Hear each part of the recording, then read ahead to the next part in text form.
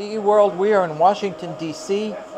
This is the 6G Symposium, and there are some exhibits here. One of these is from Keysight, and Mike Milhane is going to explain this demonstration. So Mike, why don't you tell us what you've got here and what you're trying to show off? Okay, so this is a demonstration of joint communication and sensing in D-band. We're using D-band phased arrays from our partner UCSD in conjunction with some of our Keysight instruments and software to do a sensing measurement, and then we're taking the outputs of that and putting it into a machine learning algorithm for object detection.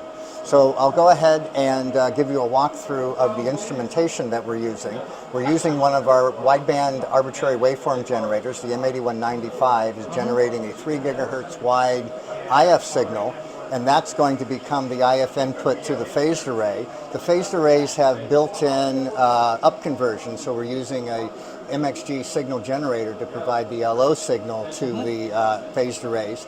And then on the receive array, we're taking the IF output of that and putting it into one of our oscilloscopes where we're capturing the data that's then going to get fed into the measurements. Okay, so these are the phased arrays up here. Yes. So the phased array itself is actually this small board in front. Oh, there it is. And you see those elements right there, that silver or the gold spot right there is 64 elements in an 8x8 array.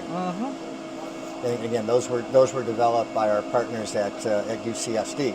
So basically, what we're doing is we have the two phased arrays synchronized. We're sweeping those both in azimuth across the object here. So we're transmitting on one, receiving on the other. So as we receive the signal, we're taking the return signal and we're putting it through our 89600 channel sounding measurement to develop the channel impulse response. And then once we have the channel impulse response for all of the different azimuth angles, we're taking that as input to a machine learning algorithm that will do the object detection for us. We've trained the model with a number of different objects at a number of different distances. Okay, so these phased arrays that you've got here, so you've got two of them, one's transmitting and one's receiving. Yeah. And this water bottle is part of the demo. Correct, yes. Okay, so these are able to steer the beams. Yes. Okay, the transmit beam, the receive beam, and how does that work with the water bottle? Well, okay, so the bottle itself is reflective, right, for RF energy. So as the signal is sweeping by the water bottle, we will get, the closer it's pointed to the center of the water bottle, the larger the reflection will get back. Right. So we're able to measure not only the amplitude of the reflection, but we're getting a complete channel impulse response at each of those different pointing angles. And I can show you that on the software over here. Okay, let's take a look. So we'll go ahead and we'll run a measurement here.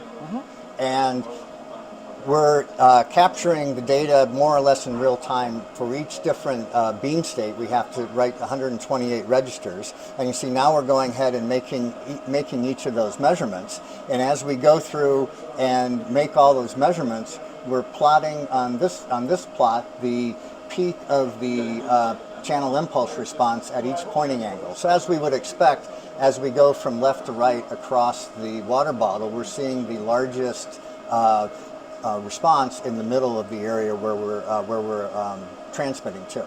Now, we have a couple other things. We're also measuring the distance to the object by looking at the channel impulse response. We see the point where we have the peak magnitude. We know what the time delay of that is, and then from knowing the time delay, we're able to calculate the distance. All of that data is going into our machine learning algorithm, and then at the end, the machine learning algorithm is going to predict which object we have, and it's also going to provide the probability of what that object is. So in machine learning, the algorithms are never 100% certain, but we can see here for almost all of the tests that we were running, we saw almost 100% probability of the correct object, and then you see on this last one, the probability had dropped to 80%. So this gives us a way of We use this setup for collecting all of the data that we would put in to train the machine learning algorithm, and then we can also go back and use the same setup to validate how well the model's working. So this gives us a view of whether or not the model made a correct prediction, and then the probability associated with that correct position. We may get in a case where sometimes, you know, when the predictions get less than perfect, we'll see that it still may be predicting the right value, but maybe the probability of that is only slightly over 50%. Very good.